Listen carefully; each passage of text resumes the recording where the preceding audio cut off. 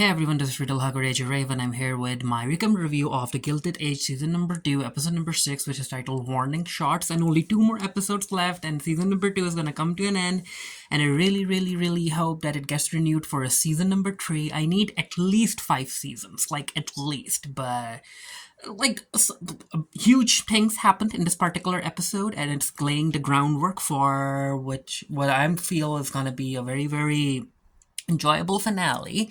So the episode opens up with a shot where we see Mr. Henderson talking to the workers that are going on strike, and their demands is basically they want to work 8 hours a week, and they need more safety protocols, they need more money, and all of that stuff. And they are ready. They know that Mr. Russell and other mill owners are gonna bring in scabs, but they're like, you know what, we're gonna block the passageways and we're gonna block the entrances. We're just gonna stop anyone from working at the mills. We need to shut down the mills for the strike to work. Then we cut to Mrs. Russell, and this is a scene like Turner wanted revenge because Bertha ended up taking the Duke away from her. And Turner came up with something very, it was effective, especially because she knows that Bertha is very invested in the opera thing. So it turns out that Turner, because of her husband's influence and money, she decided to help the opera. And because the Wintertons are gonna be siding with the new opera house, they are gonna bring in some legacy families over with them. And Bertha knows. Bertha is waiting for Turner to bring up her condition, and yeah, the condition is basically that the Wintertons are willing to continue supporting the opera and bringing in the other families as long as they get the central box in the opera. And that central box was for Bertha, but Turner wants it. And the guy who's in charge of the opera thing, he's like, isn't that wonderful, Mrs. Russell? You want the opera to succeed too, so you should be willing to give up your box, right?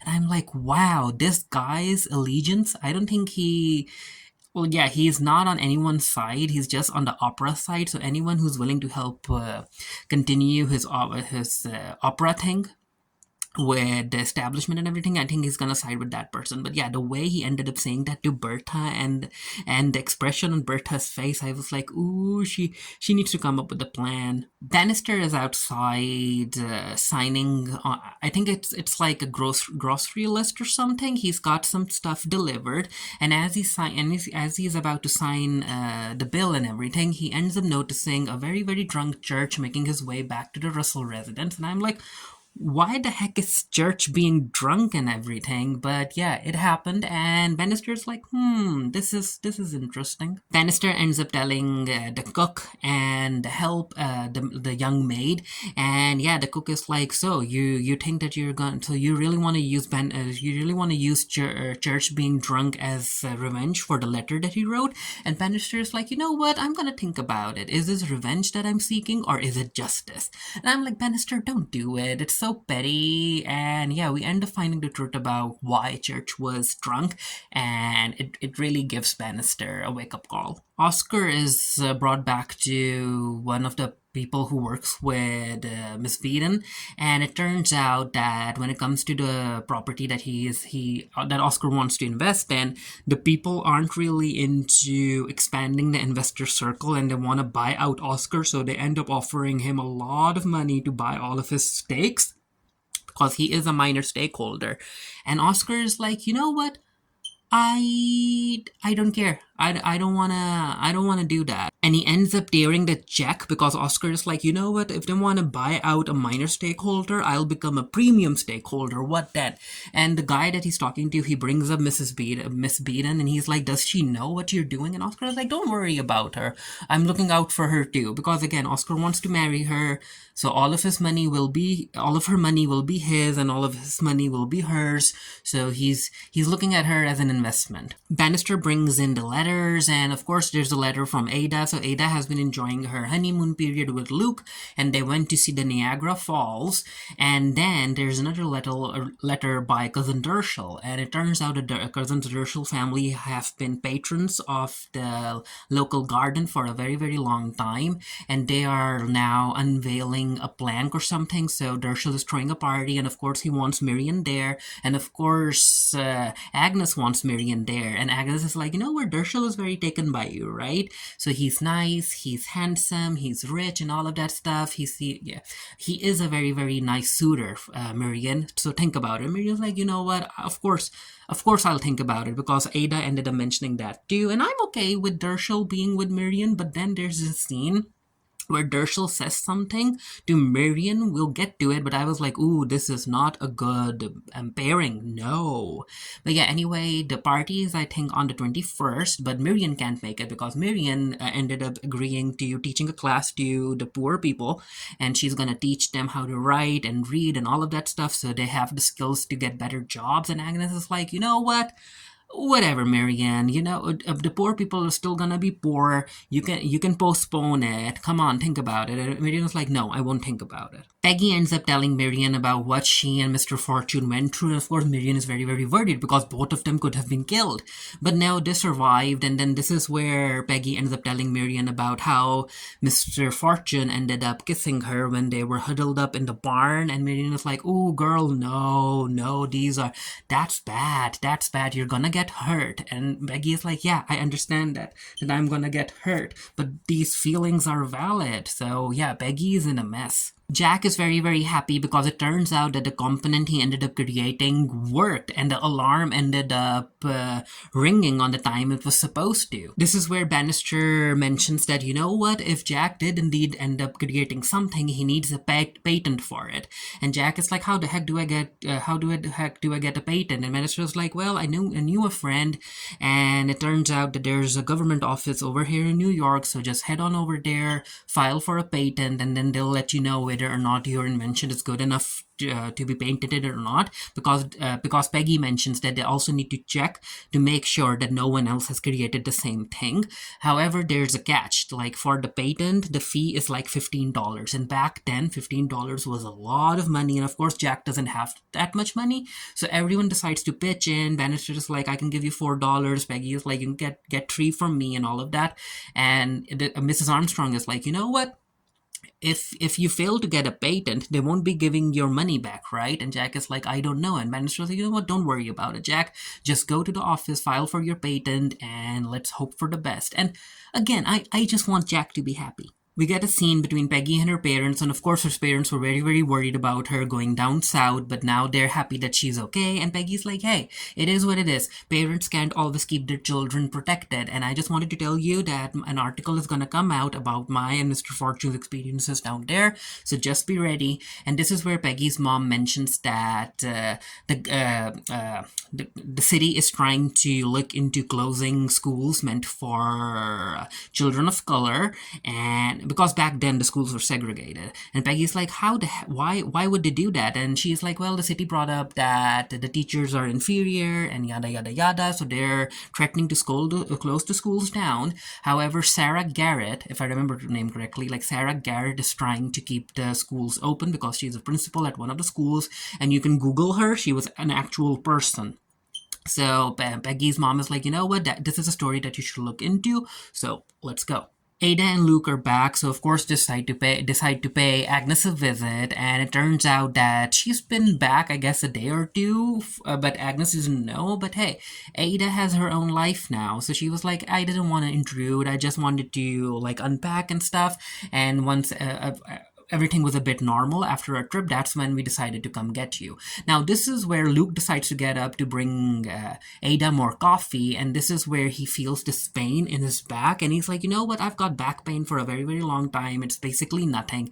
And Agnes is like, don't worry about the coffee, I'll get the coffee, and I'll also ring Bannister to call the doctor, and let's have you checked. And I was like, oh no, writers, oh no, they just got married in the previous episode, why are you doing this so soon? You could have allowed Ada to be happy, and you could have allowed the back pain thing to occur in season number 3. This is also where they bring Marian not being able to attend Dershel's party because she has to teach these poor children. And Agnes is like, even Jesus would understand that, right? That she shouldn't turn down a potential suitor. And Luke is like, oh, I'm not really sure about that. Marian ended up bringing Francesca over to her house because their own, I guess, carriage wasn't working anyway. This is where Marian ends up seeing Dershel's house, and there's a picture of Dershel's dead wife named Harriet. It's in there as a reminder, and yeah, this is where Marian is like, you know what, Dershel, I have to tell you that I won't be able to make it to the party. And Dershel's like, why? She's like, well, I have a prior engagement. I'm supposed to like teach these poor kids, and Dershel's like, don't say that. Like, you aren't even a real teacher, right? You can postpone or something. And the look on Miriam's face when she realized that her work as a teacher wasn't respected enough by Dershel, I was like, Dershel, why would you say that? Why?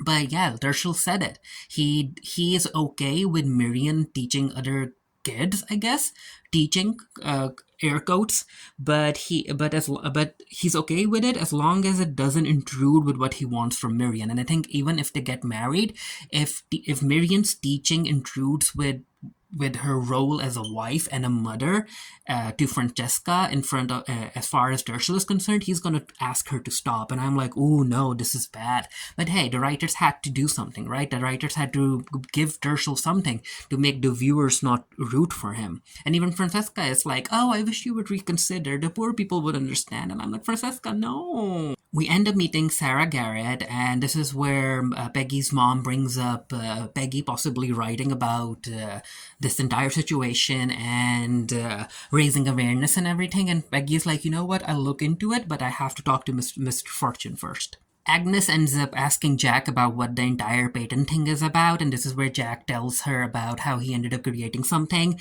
and that everyone pitched in so he can apply for a patent. And Agnes is like, you know what? Then that means that we have to contribute too. So she ends up handing him $5, and Jack is like, what? He's like, Agnes is like, hey, don't worry about it. I like the feeling of supporting an inventor. And I'm like, oh, that's nice.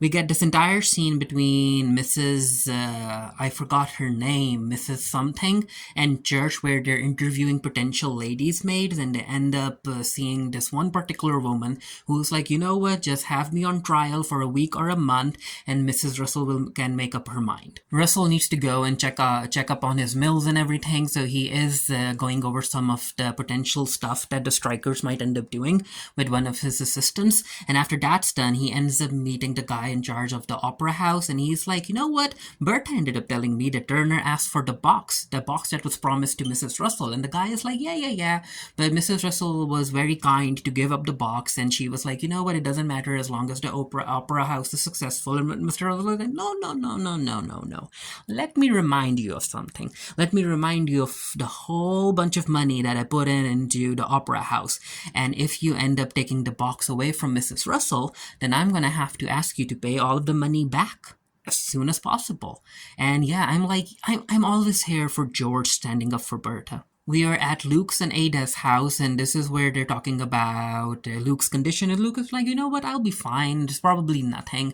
And then he ended up getting a new music box, and it's one of the songs that Ada likes. And the two end up dancing, and Ada's like, you make me feel as if I'm 16. Is that okay? And Luke is like, yeah, that's okay. And I'm like, no, writers, why?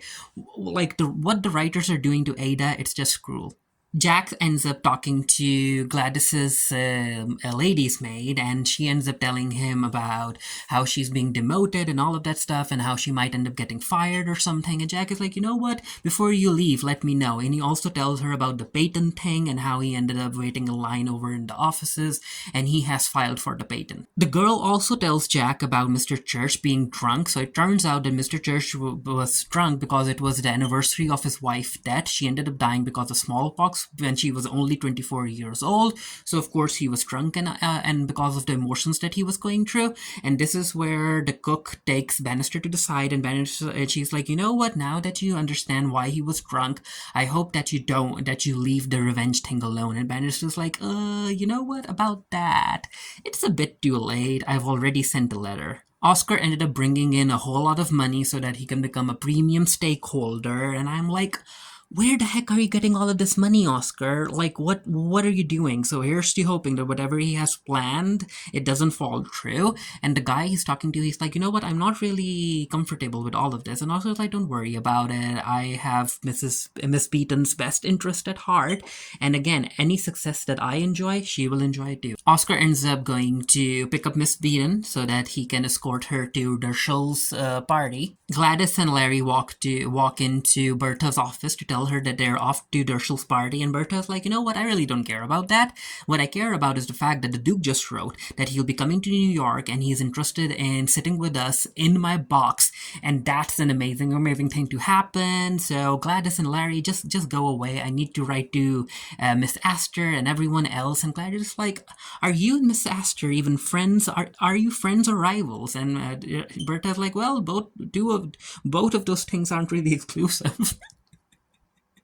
But yeah, the Dukes is gonna come back. We cut to Marian teaching her class, and as she's continuing, this is where another teacher comes in, and she's like, why the heck aren't you at Dershell's party? And Marian is like, well, I'm busy here. And the teacher's like, nonsense. Like, don't worry about it. I can handle things from here. Go and attend Dershell's party. Of course, a whole lot of men are still trying to catch Gladys's attention because she's a heiress, she's young, and all of that stuff. And Larry is like, well, this is the life of a woman here. They are the hunters, and you're the prey. Just try and fend them off until you find someone you're gonna be happy with, that you actually like. And he's like, you know what, at least there's one bro about all of this. You don't have to worry about Oscar Van Ryn no more. And Gladys like, you know what, I'm actually happy about Oscar. I have met Miss Beaton, she's nice. So yeah, Oscar ends up kissing Miss Beaton. He really wants to marry her. And all of that money. Of course, everyone is happy that Marian has decided to show up. Agnes is happy, Dershell is happy, Francesca is happy, and Agnes is, of course, very happy because she wants Marian to settle down, which I can understand where she's coming from, especially because back then, due to Marian's age, you have to get married, right? We get this entire scene between Bannister and Church where Bannister walks in and he's like, Church, I need a favor to ask because I ended up writing a letter to Mr. George Russell and now I regret writing it. And Church is like, what the heck is in the letter? And Bannister tells him that, well, it was just that Mrs. Van Ryn was complaining about Mrs. Russell's behavior, and she wanted George to kind of reel her in. So because of I was in my emotions, I ended up writing such a letter to tell Mr. Russell what my boss ended up thinking of. I can't talk right now. I don't know why. I don't know what I'm trying to explain. But yeah, he basically, like, I wrote a letter to George about Bertha's behavior messing up, like annoying Agnes, and I want that to stop. And George is like, you know what, such a letter could have gotten you fired. And Bannister's like, yeah, I understand that. I just want you to give me the letter. George does that, and George is like, don't I really want to read the letter after what you told me. And Bannister's like, don't worry about it, and he ends up ripping the letter. So yeah, he doesn't tell Church what the letter was actually about, and we all know that it was actually about Church being drunk. We get a quick little scene between Aurora and Marian, and where Aurora's like, you know what, Marian, I think that Oscar is gonna surprise us very soon. And Marian's like, really? He's gonna propose to Miss Beaton? And Aurora's like, well, it looks like it. And then we get an entire scene which basically showcases the reason Dershell wanted Marian to be at the party, at the plank reveal ceremony. So it turns out that he was planning to propose to her, a public proposal in front of a whole lot of people, and I was like, oh no, he's putting Marian on the spot. And I personally don't like public proposals, especially because they weren't really courting. I'm like, you haven't really actually taken her out on a date, right? You haven't talked about marriage, you haven't talked about like what Marian wants in life and all of that stuff. But yeah, Dershell doesn't care. Dershell's like, you know what, she's a very nice woman, she's gonna take care of me, she's gonna take care of my daughter, and that's all that matters. So Marian, will you marry me? And Agnes is like, of course she's gonna marry you. And I'm like, Agnes, no, shush. Ada is worried. But yeah, Marian has no other option in front of a lot of people, and especially because Francesca is looking at her too. Marian is like, well, if you really want me to do it, so that's basically a yes as far as the people are concerned, as far as Dershell is concerned. And I'm like, oh no. I'm like, it's a good match considering the times that Marian is in. It's a good match, but she wants to marry someone she loves, and I'm like, Then hurry up and fall in love, Marian. We cut to Peggy and Mr. Fortune, where Mr. Fortune is very, very intrigued by the story that Peggy wants to write about Sarah Garrett, and he's like, we'll work on it together. And Peggy's like, do we really have to work on every story together, Mr. Fortune's like, yeah, we need to. We'll talk to the teachers first and all of that stuff. And Peggy's like, you know what? Okay, fine, we'll work on it together, but it's getting late. You should get back to your family. And yeah, there's still tension between these two. And I'm like, Peggy, no, don't go down this road. Russell decides to pay the strike leader a visit before the strike, and he tries to, again, they talk about the 8 hours of work, the better pay, better safety, and all of that stuff. And Russell is like, you know what, as far as the safety measures are concerned, we can look into it. We can make the workplace more safe. And yeah, the leader is like, no, it doesn't matter. We need more pay. And Russell is like, I can't increase your pay without disrupting the entire industry. And he's like, well, it is what it is. George says goodbye to the strike leader's wife and the kids, and it turns out that one of his eldest son also works in the mills, and that takes George aback a bit. So yeah, the strike is gonna happen. However, having talked to Henderson and looking at the town, that gives George a lot to consider, and he's like, you know what? I actually ended up learning that his son also works in the mills, and the kids were in the house. Don't they have school or something? And the guy that George is with, he's like, you know what? I neither know nor care, which is like, wow. But hey, that's how it was back then, and basically that's also kind of how it is even in present day. Lena ends up paying Agnes a visit because she's like, you know what, there's a whole lot happening as far as Bertha is concerned. Because of the winter turns, a whole lot of families are gonna side with the opera. We need to stop her. And now the Duke's coming. Like, how the heck am I supposed to compete with that? And then she ends up turning to Nathan Lane, and she's like, you know what, I need you to figure something out. If I need you to know what she ended up giving the Duke, and I want you to double it or triple it. And he's like, you can't buy the Duke. And Lena is like, you know what, watch me.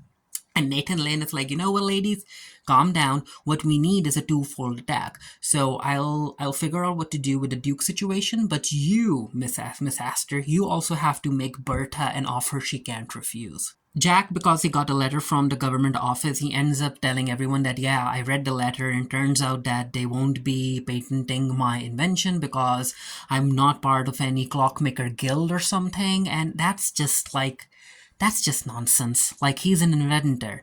Give him the patent, but I guess back then things worked like that. I think it also worked like that today too. You need certifications and licenses to become an inventor or something. I could be wrong. Or get patents. Turns out that Luke invited Marian over because he wanted to talk to her about something important, and before Luke shows up, Ada is like, Marian, are you happy about the engagement and stuff? And Marian's like, you know what? Do I really have a choice? What more can a girl want? I guess this wedding is happening. So Luke walks in, and Luke is like, yeah, Marian, I wanted you here because there's something very, very important that I need to tell you. And yeah, he ends up telling Marian and Ada about his condition. So the young maid that works for the Van Ryans, she ends up trying to comfort Jack, and she's like, you know what, Jack, it doesn't matter. You are an inventor, you have a brilliant mind, so promise that you'll continue working on your inventions. And Jack is like, you know what, I promise, I guess. But hey, 2 more episodes left. I need Jack to be happy. I need that patent thing to go forward. Marian ends up telling Agnes and Peggy about Luke having cancer and how this is the type of cancer that starts with a bad back, and then it grows from there. And of course, Agnes is like, you know what? I need to be with Ada. I have to comfort her. I need to go there right now. And we get this scene between Luke and Ada, and Luke is like, lay down with me, Ada. And I'm like, again, they just got married. Come on now, writers. Agnes is there at Ada's house, and she ends up comforting her sister, and it turns out that Agnes actually wants Luke to move into her house so that he can be properly taken care of, but no, Luke refuses. He's gonna stay in his own house. Church notices Bannister and the others waiting outside, and he's like, hey, Bannister, is everything okay? Bannister's like, yeah, nothing to worry about. It's just something that the family is dealing with. Also, with the thing about the letters and everything, consider it forgotten entirely. And George is like, yeah, okay, I can go with that. And they end up shaking hands. Larry ends up asking Marian about what's wrong, and Marian tells him about Luke having cancer. And Larry's like, oh no, that's so bad, especially because you should be celebrating. And Marian's like, about what? And he's like, your engagement. And Marian's like, yeah, that. So the engagement is happening. But Larry's like, hey, don't worry about it. If you need anything, just let me know and I'll help. And again, a lot of the people in the fandom want Larry and Marian to be together. And I'm like, I can see that, but not necessarily. But you know what? Let's see. But again, if you think about it, Larry would never, never try to demean Marian's work as a teacher. So there's that. So yeah, the strike is happening, and the officer is like, "Everyone, raise your guns!" And they're about to shoot the strikers. And the strikers is like, "Okay, people, be ready." And George is there, and George looks at Henderson and his son, and he's like, "Henderson, take your son and leave." And Henderson is like, "No, I'm not going to do that." And before the people can shoot at the strikers, George calls it off. He's like, no, this isn't happening. Not on my watch. And the guy that George is with, he's like, what the heck did you do? This shows weakness. Now we have to agree with their terms. And George is like, these men have families. I can't have them all die. And this is where the episode ends. But yeah, 2 more episodes left. I enjoyed it. Again, the Luke situation. I mean, I knew that something bad was gonna happen to Luke and Ada, but I wasn't expecting it to happen so early. It could have happened in the finale, it could have happened in season number 3, but no, they just got married in the previous episode, and in this episode, he's got cancer. Whoop-de-doo. But yeah, let me know what you thought of the episode down in the comment section below. Do you think that Marian is gonna call off the engagement? Let's see. Let's see. Is Larry gonna help him? Let's see. But yeah, let me know what you thought of the episode. And until next time, stay happy, stay safe, stay blessed. See you guys later. Bye.